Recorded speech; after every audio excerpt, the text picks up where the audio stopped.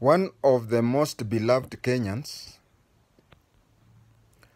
is Job Isaac Mto.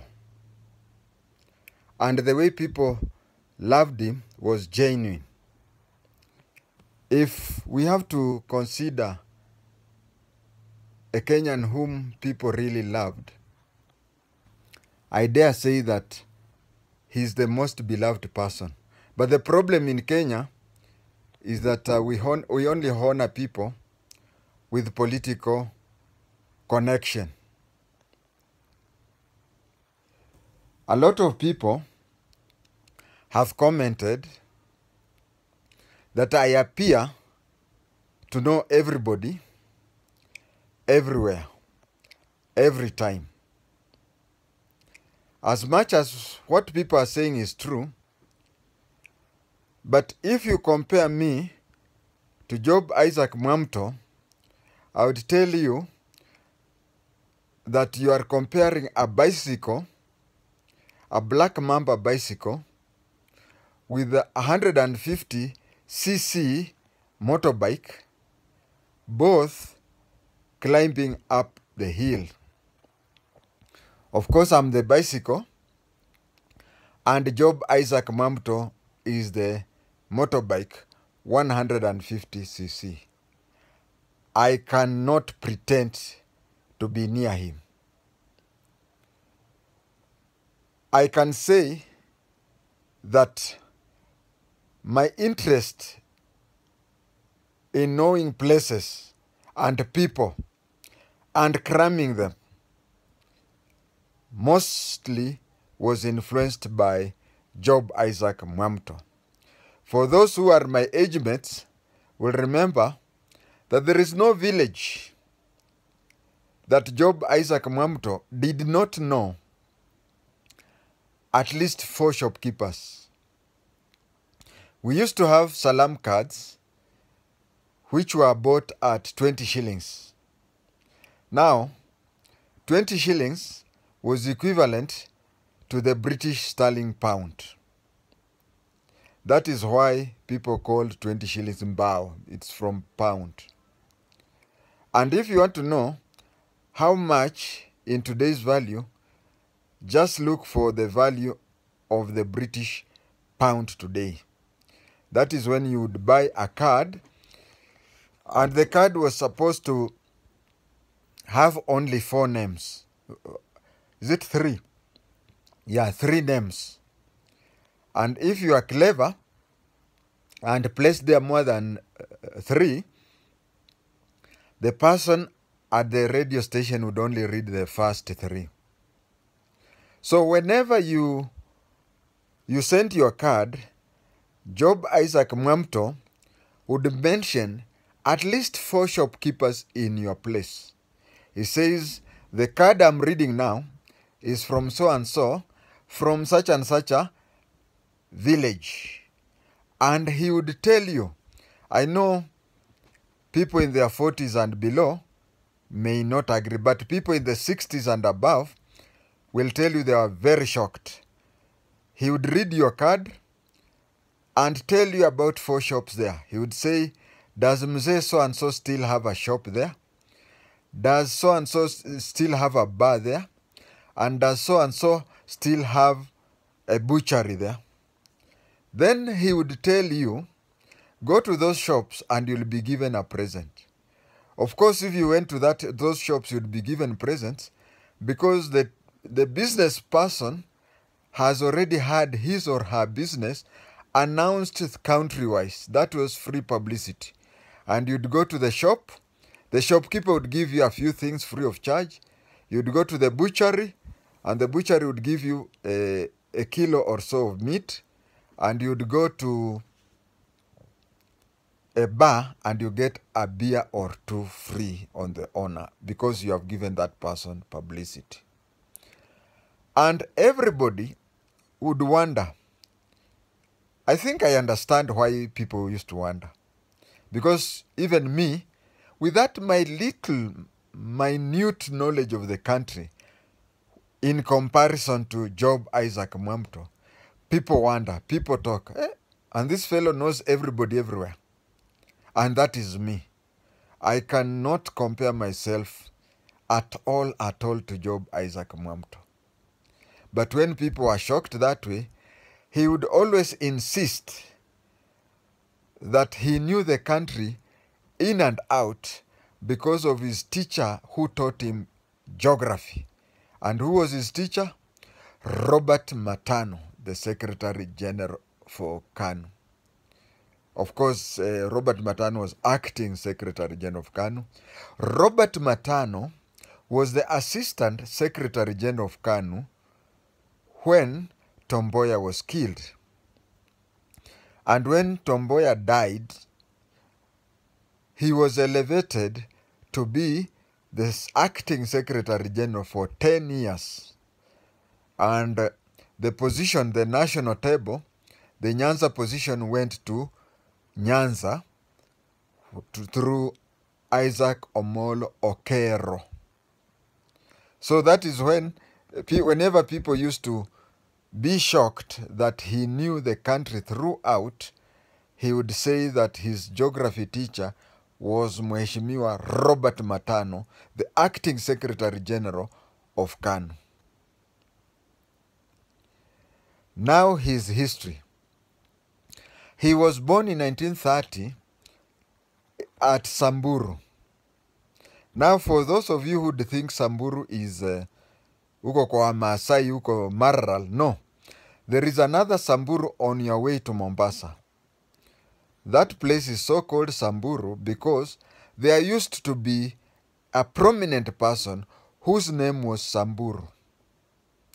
The spelling and the pronunciation is similar to the Maasai tribe of Samburu, but it has no connection with the tribe. It is just that somebody prominent there was called Samburu.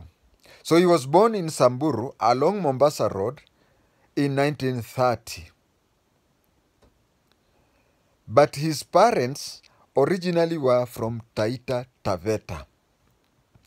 In 1960, he joined the radio. He joined the radio as a broadcaster.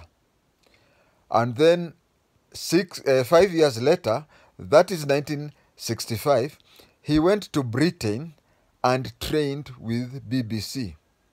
Those of us who were there during Kenyatta's time and early days of Daniel Toroitich Arap Moi, you'd find that VOK, which is now called KBC, they used to take 1 or 2 announcers, then they go and train with the BBC and be attached there on training. Then he came back to Kenya and he was loved. He had several programs that he used to present. There was a program called Porojo. And Porojo, as the name says, it is a program. My view is the citizen announcer, mi bibi na mi bwana. He's trying to copy Porojo.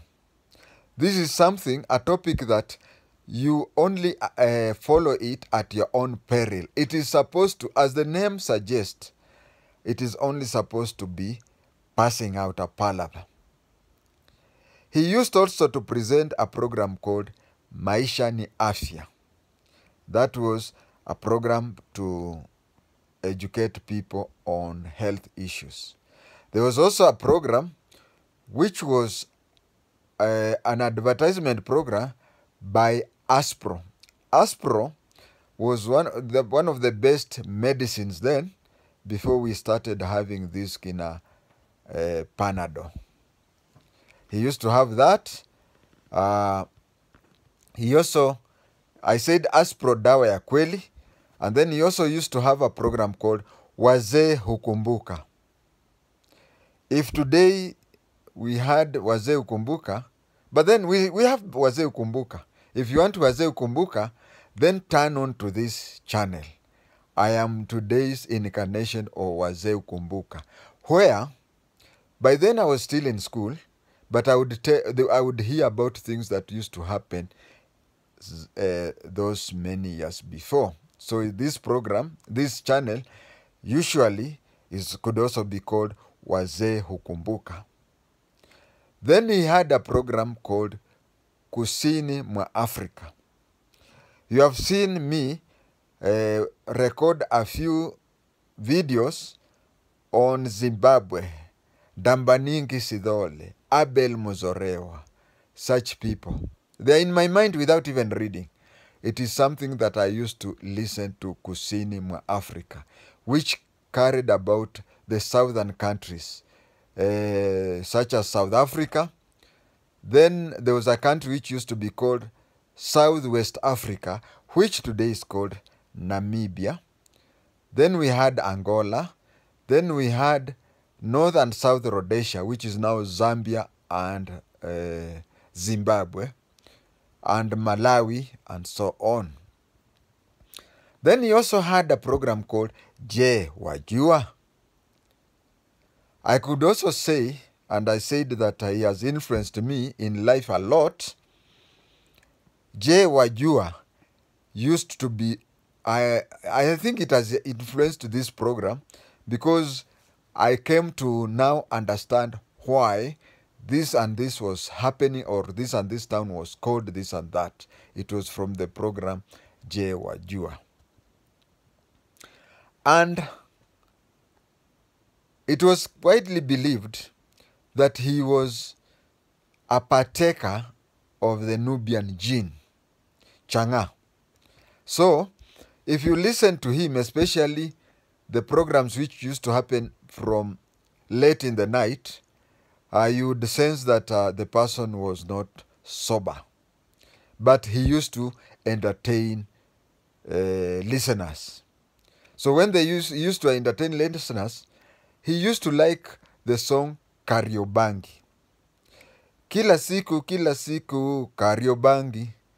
Kila siku Kariobangi. Utakutana na mzee moja, utakutana na mrembo moja super. Ukimuuliza, yuwaenda wapi mama?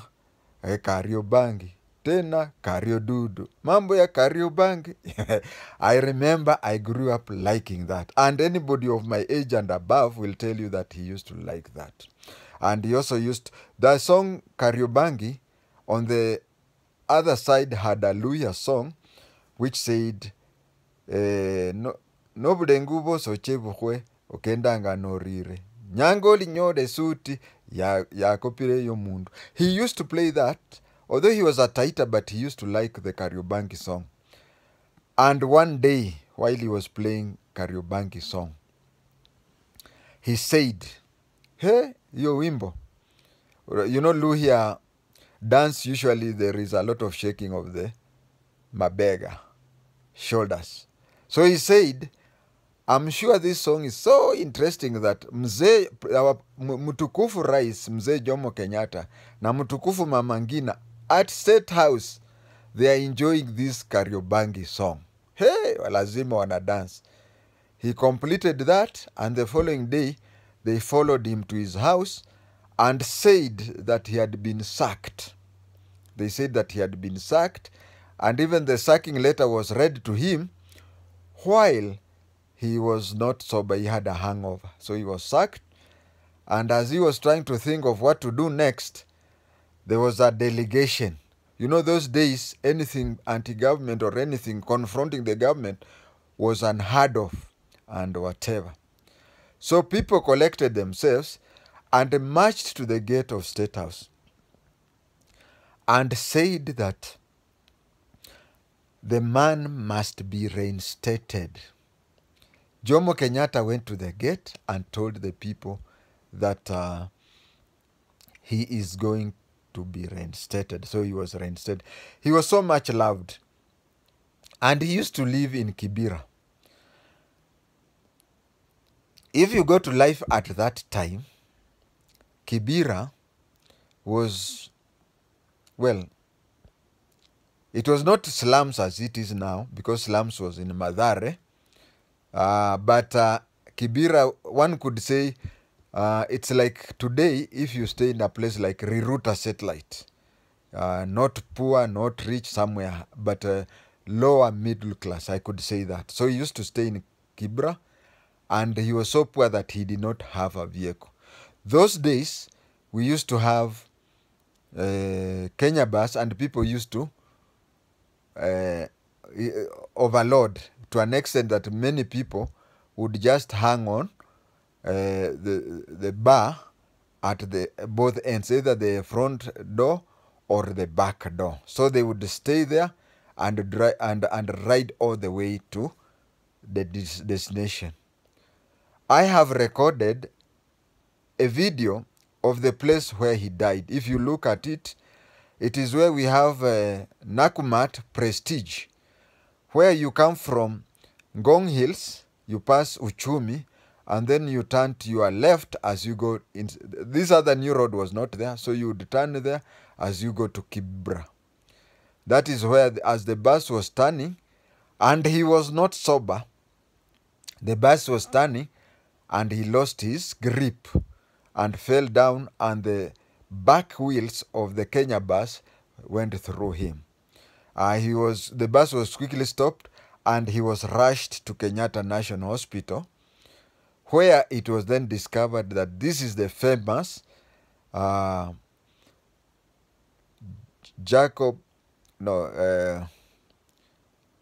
Mwamto, Job Isaac Mto. It was discovered that he was the famous Job Isaac Mto.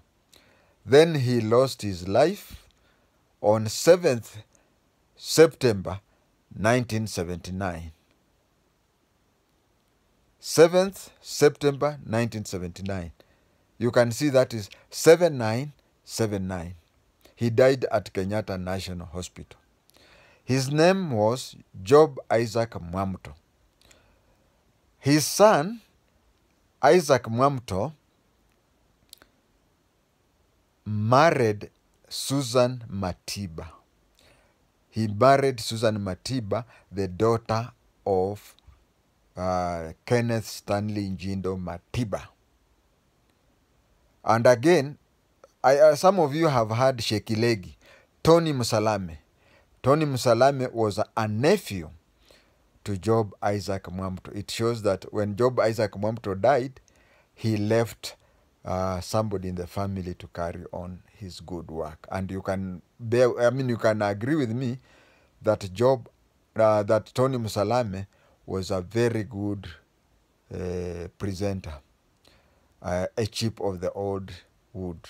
So we salute Job Isaac Mto as one of the greatest Kenyans to ever live. Rest in eternal peace, patriotic Kenyan.